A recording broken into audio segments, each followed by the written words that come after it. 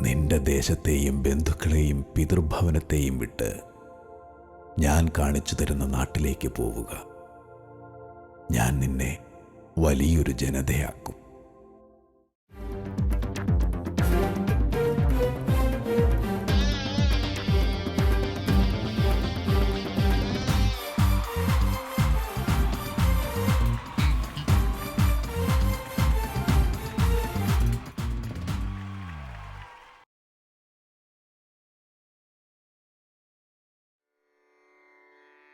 പിതാ പുത്ര പവിത്രാത്മനേ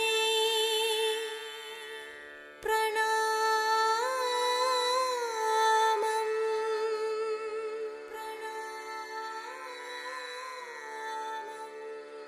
പിതാ പുത്ര പവിത്രാത്മനേ പ്രണാമം.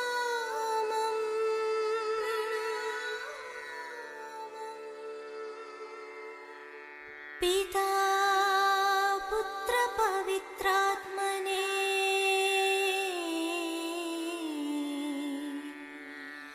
പ്രണാമം.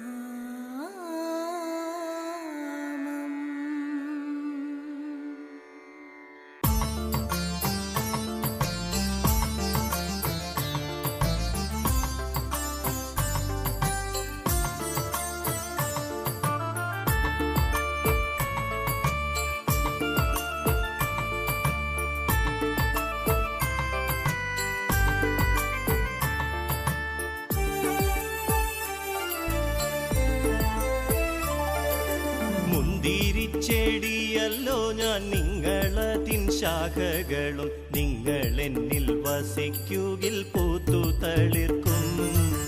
മുന്തിരിച്ചെടിയല്ലോ ഞാൻ, നിങ്ങളതിൻ ശാഖകളും. നിങ്ങളെന്നിൽ വസിക്കുകിൽ പൂത്തു തളിർക്കും.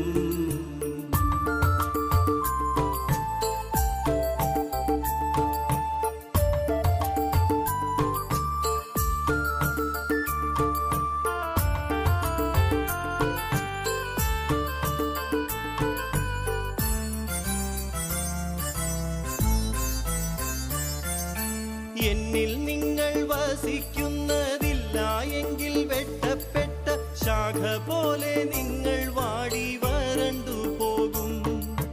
എന്നിൽ നിങ്ങൾ വസിക്കുന്നതില്ല എങ്കിൽ വെട്ടപ്പെട്ട ശാഖ പോലെ നിങ്ങൾ വാടി വരണ്ടു പോകും. മുന്തിരിച്ചെടിയല്ലോ ഞാൻ, നിങ്ങളതിൻ ശാഖകളും. നിങ്ങളെന്നിൽ വസിക്കുകിൽ പൂത്തു തളിർക്കും.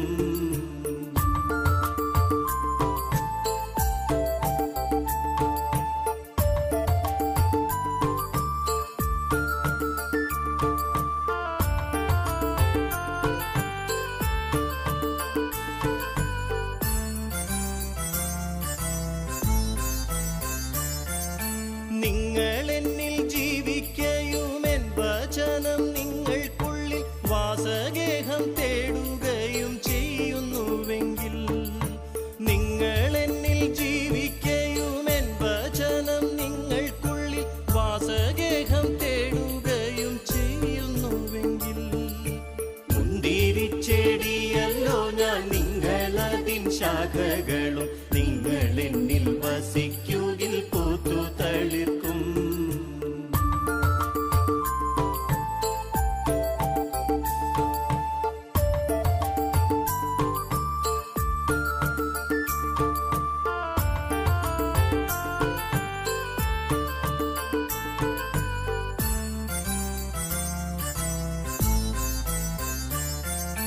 നിങ്ങൾ നല്ല ഫലം നൽകി എൻ ശിഷ്യരായി തീരും നേരം സ്വർഗനാഥനതിൽ നിത്യമഹത്വം കൊള്ളും.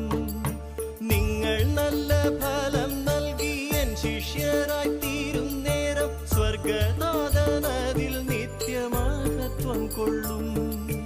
മുന്തിരിച്ചെടിയല്ലോ ഞാൻ, നിങ്ങളതിൻ ശാഖകളും. നിങ്ങളെന്നിൽ വസിക്കുകിൽ പൂത്തു തളിർക്കും.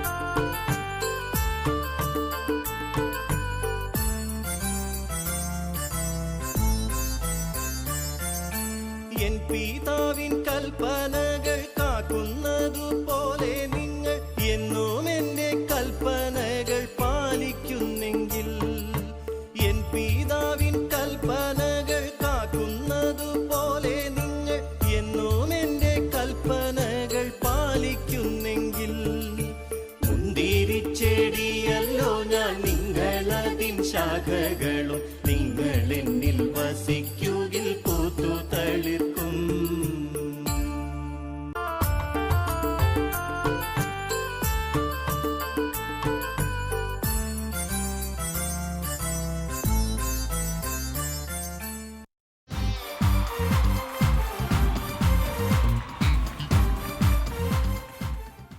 തോമാപുരം സെൻറ് തോമസ് ഫൊറോന ദേവാലയത്തിൻ്റെ ദൈവവിളിയെ പ്രോത്സാഹിപ്പിക്കുന്ന ഒരു വലിയ മഹാ ഇടവകയാണ്. ഏതാണ്ട് 50-ലധികം വൈദികരും 200-ലധികം സമർപ്പിച്ച് നയിക്കുന്ന സിസ്റ്റേഴ്സും ഈ ഇടവകയിൽ നിന്ന് ദൈവവിളി സ്വീകരിച്ചിട്ടുണ്ട്.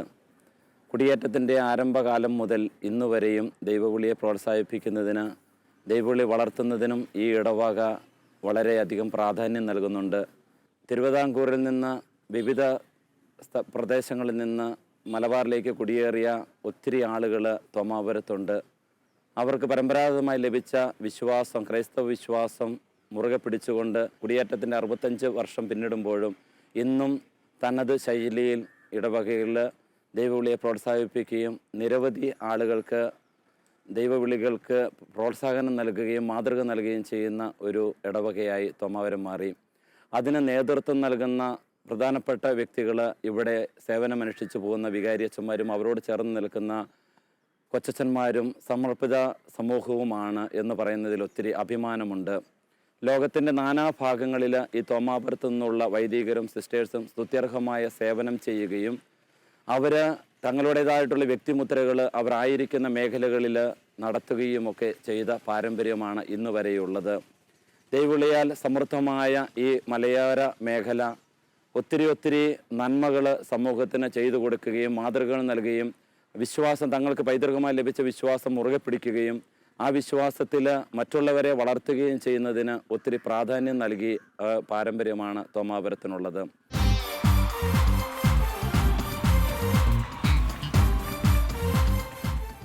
ഉരുകി തീർന്നിടാം ഒരു മെഴുകുതിരി പോൽ ഞാൻ, എൻ്റെ ഉള്ളിൽ നീ വരാനായി കാത്തിരിപ്പൂ ഞാൻ. ഉരുകി തീർന്നിടാം ഒരു മെഴുകുതിരി പോൽ ഞാൻ, എൻ്റെ ഉള്ളിൽ നീ വരാനായി കാത്തിരിപ്പൂ ഞാൻ. ആത്മനാഥായി നിൻ മനസ്സത്തിൻ വാതിൽ തുറന്നിടുന്നു, സ്നേഹനാഥാകൃത്തിൻ സക്രാരിൽ നീ വന്നു വാഴണമേ. ഉരുകി തീർന്നിടാം ഒരു മെഴുകുതിരി പോൽ ഞാൻ, എൻ്റെ ഉള്ളിൽ നീ വരാനായി കാത്തിരിപ്പൂ ഞാൻ. ഓസ്തിയായി എന്നു നീ ഉള്ളിലണയും നേരം എന്തു ഞാൻ നന്ദിയായി നൽകിടേണം ദൈവമേ. നിന്നിലൊന്നലിഞ്ഞിടുവാൻ, നിന്നിലൊന്നായി തീരുവാൻ കൊതിയെനിക്കുണ്ട്. ആത്മനാഥനേ, ഉരുകി തീർന്നിടാം ഒരു മെഴുകുതിരി പോൽ ഞാൻ, എൻ്റെ ഉള്ളിൽ നീ വരാനായി കാത്തിരിപ്പൂ ഞാൻ. ഇടറുവൻ വഴികളിൽ കാവലായി നിൽക്കണേ, അഭയമേ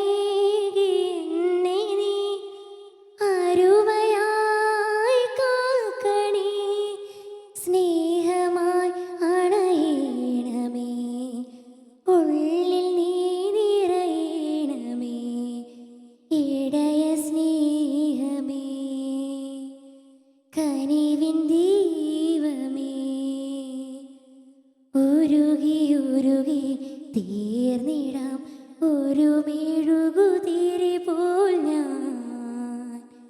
എൻ്റെ ഉള്ളിൽ നീ വരാനായി കാത്തിരിപ്പൂ ഞാൻ.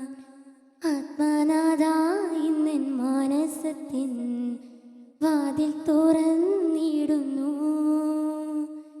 സ്നേഹനാഥാഹൃത്തിൻ സക്രാരിൽ നീ വന്നു വാഴണമേ.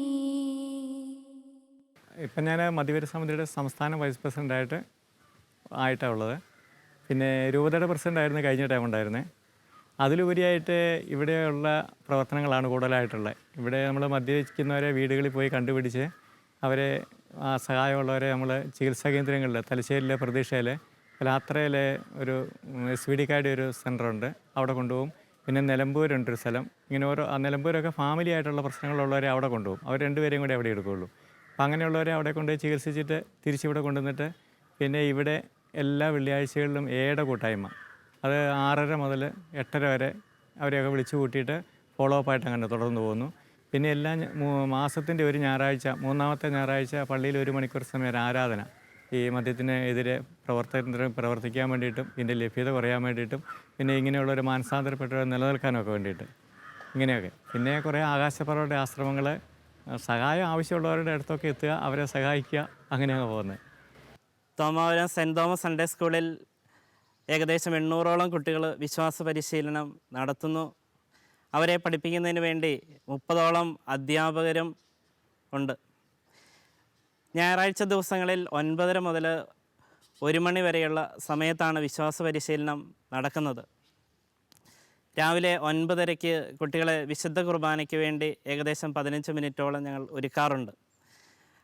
ജപമാലയിലൂടെയും വിശുദ്ധരെ പരിചയപ്പെടുത്തലിലൂടെയും അതുപോലെ തന്നെ മിഷൻ ലീഗിൻ്റെ പ്രാർത്ഥനയിലൂടെയും ഒക്കെ കുട്ടികളെ വിശുദ്ധ കുർബാനയ്ക്ക് വേണ്ടി ഒരുക്കും. പിന്നീട് 11:30യോടുകൂടിയാണ് കാറ്റഗിസം ക്ലാസ് ആരംഭിക്കുന്നത്. 1 മണിയാകുമ്പോൾ ക്ലാസ് കഴിഞ്ഞ് അധ്യാപകർ അവരുടെ മീറ്റിങ്ങിനകത്തേക്ക് പ്രവേശിക്കും. കുട്ടികളുടെ വ്യക്തിത്വ വികസനത്തിന് ഉതകുന്ന തരത്തിലുള്ള നിരവധി പ്രോഗ്രാമുകൾ ക്ലാസ് അടിസ്ഥാനത്തിന് ഞങ്ങൾ ചെയ്യാറുണ്ട്.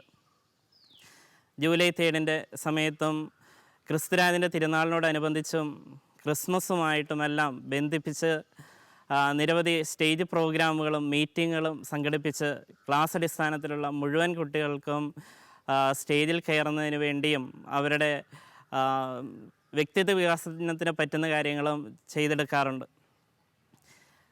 തോമാപുരം സെൻറ്റ് തോമസ് സൺഡേ സ്കൂളിൻ്റെ ഒരു പ്രത്യേകതയായിട്ട് ഞാൻ കാണുന്നത് ഞങ്ങൾ നടത്തുന്ന തോമാപുരം മെഗാ ബൈബിൾ ഫെസ്റ്റാണ്. കുട്ടികളെയും ഇടവകയും വചനത്തിൽ ആഴപ്പെടുത്തുന്നതിന് വേണ്ടിയും വചനം പഠിക്കുന്നതിന് വേണ്ടിയും വിവിധ ഘട്ടങ്ങളിലായിട്ട് നടത്തുന്ന പരീക്ഷകളും ലക്കി വിന്നർ കോണ്ടക്സ്റ്റുമെല്ലാം കുട്ടികൾക്ക് വചനത്തിൽ ആഴപ്പെടാൻ വേണ്ടി ഉള്ള അവസരമാണ്.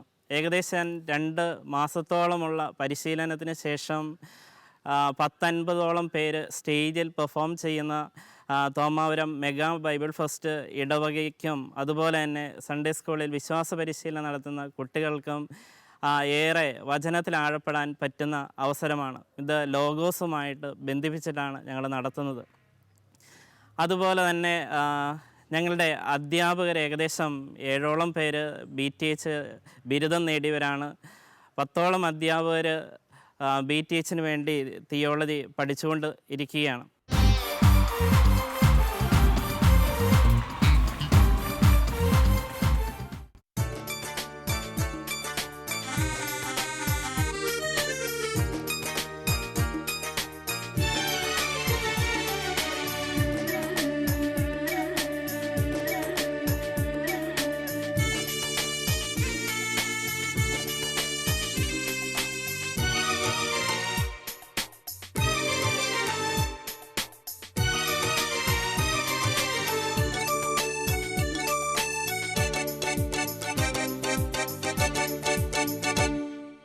ഒരു നാളൊരു പൊൻ പൈതലുമായി തിരുനാരികൾ വന്നേ.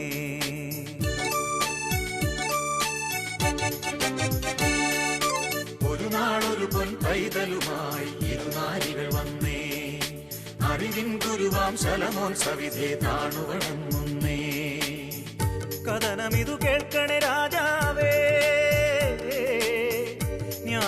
ചൊല്ലണേ രാജാവേ. രണ്ടുപേരുമാ കുഞ്ഞിനായിതാ നിന്നു വാദമായി കുഞ്ഞിനമ്മ ഞാൻ താണു കേണു രാജസവിധേ. ഒരു നാളൊരു പൊൻ പൈതലുമായി ഇരുനാരികൾ വന്നേ. അറിവിൻ ഗുരുവാം ശലമോൻ സവിധേ താണു വണങ്ങുന്നേ.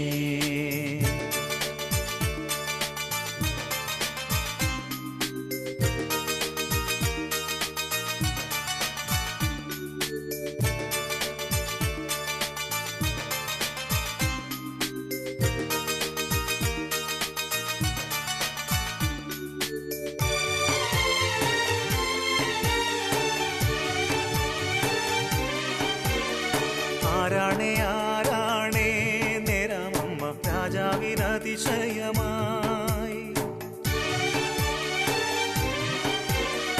നേരാണേ നേരാണേ കള്ളം ചൊന്നാൽ കാണില്ല തലമേലേ.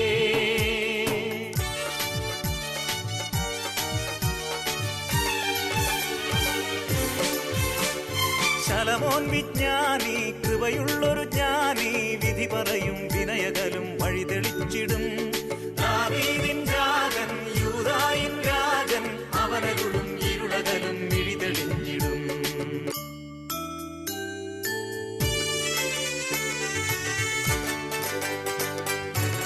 പുഞ്ചിരി പൊഴിയും കുഞ്ഞിനെ നോക്കി ശലമോൻ ചിരി തൂകി. കുഞ്ഞിനായി കേഴും നാരികൾ കാൺകേ ശലമോൻ മിഴി കൂപ്പി. ഇരുവരിലൊരുവൾ സാക്ഷാൽ ജനനി അറിയാൻ വഴിയുണ്ടേ.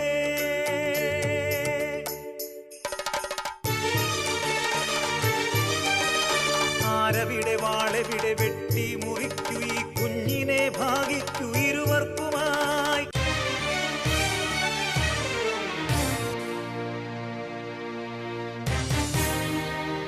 അരുതേ കൊല്ലരുതേ എൻ കുഞ്ഞിനെ കേണു വീണൊരു വളതാ.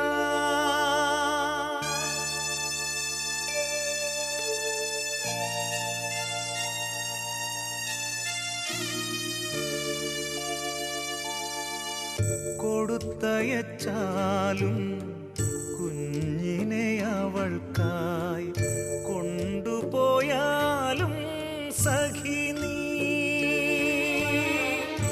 എവിടെയായാലും എൻ മകൻ സുഖമായി കഴിഞ്ഞാൽ മതിയൻ രാജൻ.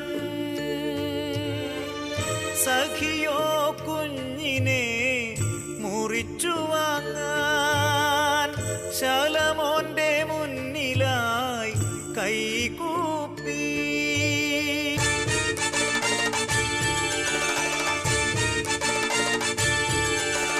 കുഞ്ഞിനെ ഛേദിച്ചു പാതി ചോദിച്ചോളെ നീയല്ല കുഞ്ഞിന്റെ അമ്മ. തഞ്ചോര വാർന്നാലും പ്രാണൻ പിടഞ്ഞാലും അമ്മയ്ക്കു കുഞ്ഞാണു പുണ്യം.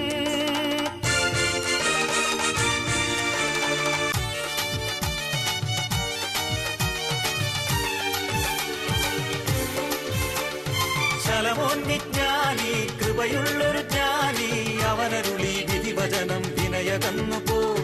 കളവിൻ കനിയാഴേൽ കരുതുന്നതു പാപം വിധി നേരം വിനയാകും കളവിൻ മൊഴികൾ. ശലമോൻ വിജ്ഞാനി കൃപയുള്ളൊരു ജ്ഞാനി അവനരുളി വിധിവചനം വിനയകന്നു പോൽ. കളവിൻ കനിയാഴേൽ കരുതുന്നതു പാപം വിധി നേരം വിനയാകും കളവിൻ മൊഴികൾ.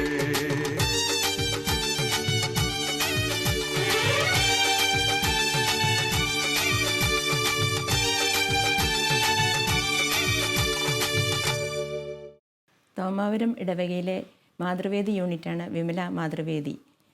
1970കളിലെ അമ്മമാർ പിടിയേരി സമാഹരിച്ച് നിർമ്മിച്ച കുരിശുപള്ളിയാണ് ഞങ്ങൾക്ക് ഇപ്പോഴും തോമാപുരത്തിനുള്ളത്.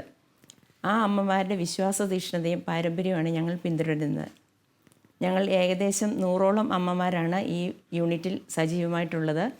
ഈ അമ്മമാർ ഇടവക വികാരിമാരോടൊക്കെ ഒത്തുചേർന്ന് ആത്മീയ കാര്യങ്ങളിലും ഭൗതിക കാര്യങ്ങളിലും പ്രത്യേകം ശ്രദ്ധ പുലർത്തുന്നു. സെപ്റ്റംബർ 1 തീയതി മുതൽ മാതാവിൻ്റെ ജനന തിരുനാളിനൊരുക്കമായിട്ട് 8 തീയതി വരെ ഞങ്ങൾ കുർബാനകളിൽ സജീവമായിട്ട് പങ്കെടുക്കുന്നു. ഞങ്ങൾ കാറസൂസ പ്രാർത്ഥനകൾ, ലേഖന വായനകൾ എല്ലാം നടത്തുന്നു. അതോടൊപ്പം തന്നെ അമ്മമാർ കാഴ്ച സമർപ്പണവും നടത്തുന്നു. ഇങ്ങനെ പിരിഞ്ഞു കിട്ടുന്ന തുക ഞങ്ങൾ അഗതി മന്ദിരങ്ങളിലും മറ്റ് ആവശ്യമുള്ള സ്ഥലങ്ങളിലെല്ലാം എത്തിച്ച് അവർക്ക് സഹായം ചെയ്തു കൊടുക്കുന്നു. അതുപോലെ തന്നെ ഞങ്ങൾ സാധു യുവതികളെ സഹായിക്കുന്നതിന് വേണ്ടിയിട്ട് ധനസഹായം നൽകാറുണ്ട്. മരണവീടുകൾ സന്ദർശിച്ച് പ്രാർത്ഥനകൾ നടത്താറുണ്ട്.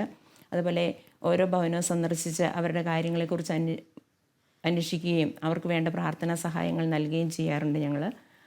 അതുപോലെ തന്നെ ഞങ്ങൾ ഫെറോന തലത്തിൽ ഞങ്ങൾ ഒത്തിരി കാര്യങ്ങൾ ഈ ഇടവകയിൽ ചെയ്തിട്ടുണ്ട്.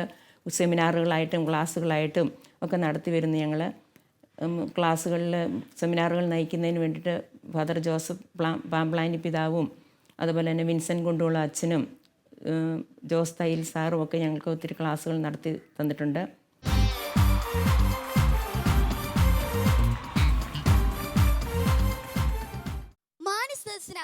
വന്ദനം. അതാ അങ്ങോട്ട് നോക്കൂ, വിണ്ണിൽ നിന്നും ഭൂവിലിറങ്ങിയ വെണ്മയെഴുന്നൊരു കന്യകയോ. ആരാണ് ആ കന്യക?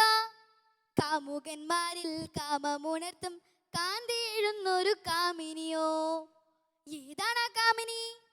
അതാണ് നമ്മുടെ കഥാനായിക. ഞാൻ അവതരിപ്പിക്കുന്ന കഥയുടെ പേരും അത് തന്നെ, യൂദിത്.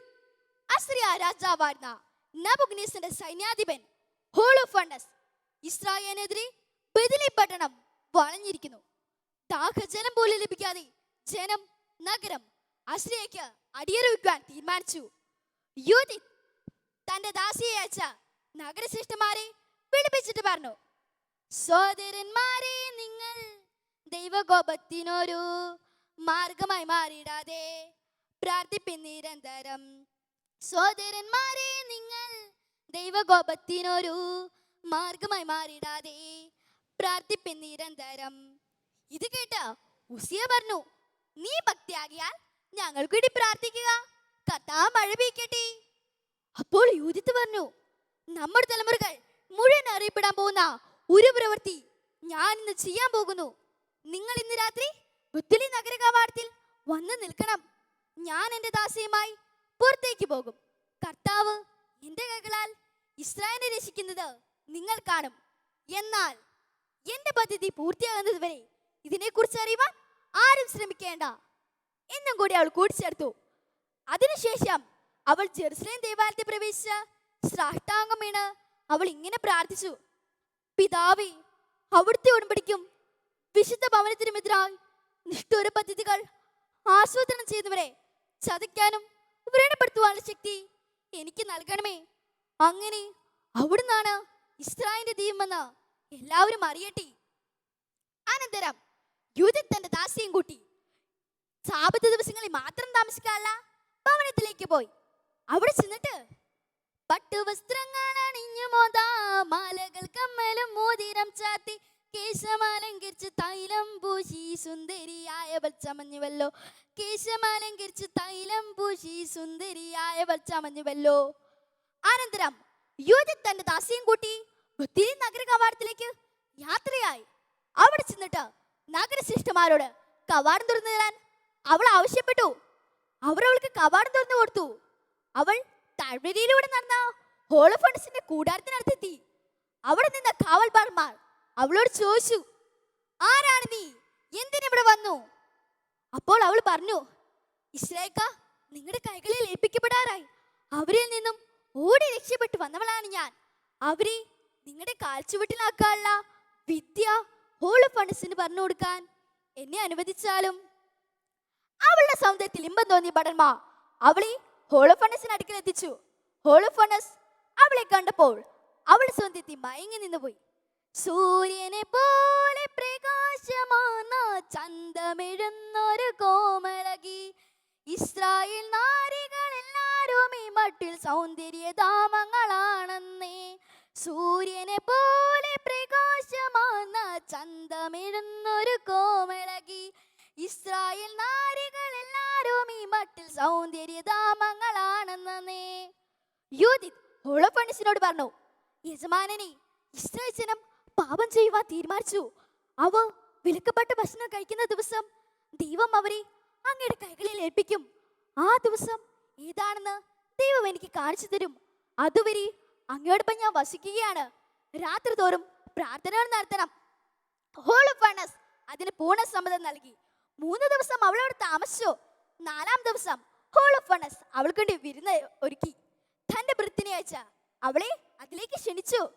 സുന്ദരിയാം പരിചാരകെ വാ, വീഞ്ഞു കുടിച്ച് ഉല്ലസിക്കാം, യജമാനനെ സേവിച്ചിടുക നീ. അശ്രിയായി പുത്രിയായി മേ വിടുക, യജമാനനെ സേവിച്ചിടുക നീ. അശ്രിയായി പുത്രിയായി മേ വിടുക. ഹോൾ ഓഫ് ഫർണസിന്റെ മനസ്സിൽ അവളെ കുറിച്ച് അഭിലാഷം നിറഞ്ഞു. ജീവിതത്തിൽ ഒരിക്കലും കുടിച്ചില്ലാത്തത്ര വീഞ്ഞു കുടിച്ച് അയാളൊന്ന് ഉന്മതനായി. രാത്രിയായി, സന്ധ്യയായി, എല്ലാവരും പോയി കഴിഞ്ഞു. അവൾ ഹോൾ ഓഫ് ഫർണസിന്റെ കിടക്ക് സമീപം എത്തി. അവിടെ നിന്ന് അവൾ ഇങ്ങനെ പ്രാർത്ഥിച്ചു: പിതാവേ, അവിടുത്തെ ഉടമ്പടിക്കും വിശുദ്ധ ഭവനത്തിനുമെതിരായി നിഷ്ഠൂര പദ്ധതികൾ ആസൂത്രണം ചെയ്യുന്നവരെ ചതയ്ക്കാനും വ്രണപ്പെടുത്തുവാനുള്ള ശക്തി എനിക്ക് നൽകണമേ. അങ്ങനെ അവിടുന്നാണ് ഇസ്രായേൽ ദൈവമെന്ന് എല്ലാ മനുഷ്യരും അറിയട്ടെ. അനന്തരം യൂദിത്ത് ഹോൾ ഓഫ് ഫർണസിന്റെ തലമുകളിൽ തൂണിന്മേൽ തൂക്കിയിട്ടിരുന്ന വാൾ ഊരിയെടുത്തു. ഒരു നിമിഷം ശക്തി എടുക്കാൻ പ്രാർത്ഥിച്ചുകൊണ്ട് അവന്റെ തലമുടിക്ക് പിടിച്ച് അവൾ ആഞ്ഞു വെട്ടി. ചേതനയേറ്റു കിടക്കുന്നു സൈന്യാധിപൻ, കിടക്കതൻ കീഴിൽ കിടക്കുന്നു ശക്തനും ധീരനുമായ യോദ്ധാവിന്റെ ശക്തിയും ധൈര്യവും തീർത്തു ഹെബ്രാ സ്ത്രീ. അനന്തരം യൂദിത്ത് ബെത്ലേഹേം നഗരകാവാടത്തിലേക്ക് യാത്രയായി. അവിടെ ചെന്നിട്ട് നഗരശ്രേഷ്ഠന്മാരെ വിളിച്ചുകൂട്ടി അവൾ ചെയ്ത വീരകൃത്യങ്ങൾ അവരെ അറിയിച്ചു. അവർ അത്ഭുതപ്പെട്ടു പോയി. ഏകസ്വരത്തെ ദൈവത്തെ സ്തുതിച്ചു പാടി. സ്തുതിച്ച് സ്തുതിച്ച് പാടിടുവിൻ, ദൈവത്തെ സ്തുതിച്ച് പുകഴ്ത്തിടുവിൻ. ഇസ്രായേലിൻ കാരുണ്യം വർഷിച്ചോൻ യൂദത്തിൻ കയ്യാൽ ജയം നൽകി. ഇസ്രായേലിൻ കാരുണ്യം വർഷിച്ചോൻ യൂദത്തിൻ കയ്യാൽ ജയം നൽകി. പ്രിയരി, തന്നിൽ ആശ്രയിക്കുന്നവരെ ദൈവം ഒരു നാളും കൈവിടില്ല എന്ന യൂദത്തിന്റെ കഥ നമ്മെ പഠിപ്പിക്കുന്നു. ദൈവത്തിൽ വിശ്വസിച്ച് അവിടെ ആശ്രയിച്ച് നമുക്ക് ദൈവമക്കളായി മുന്നേറാം. ഇത്രയും പറഞ്ഞുകൊണ്ട് എൻ്റെ കഥ ഇവിടെ അവസാനിപ്പിക്കുന്നു. നന്ദി, നമസ്കാരം.